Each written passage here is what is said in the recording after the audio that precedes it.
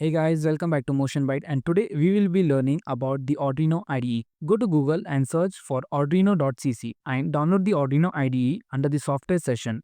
Download the version for the system you are using. Now run the setup. This is how the Arduino IDE appears. Let's go through each of the component of the IDE. You write your code in the workspace given here.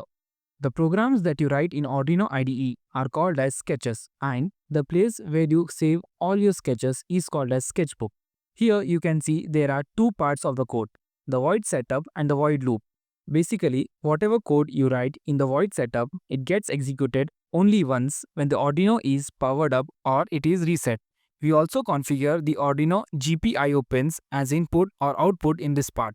The space before the void setup is used for declaration of variables and including libraries.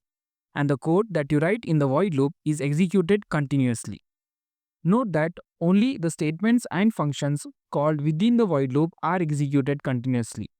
So, when you upload your sketch to the board, it will first execute any code in the setup only once and keeps on executing the code in the loop section continuously. On the top left corner, you get to see two buttons.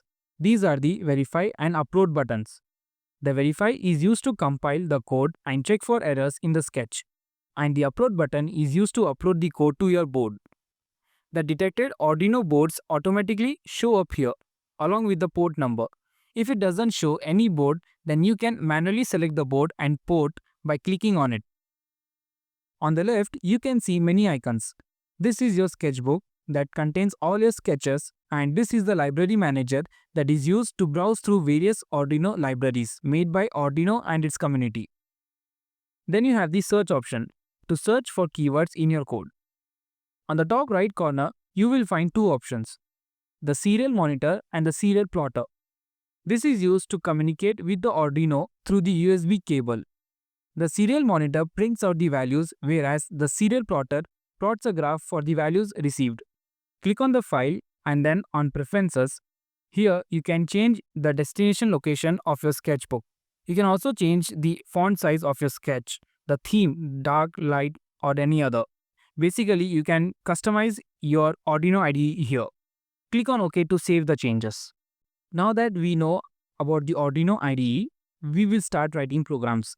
But before, we need to learn the basic commands used in Arduino. Stay tuned to learn about the different functions and libraries used to write your sketches.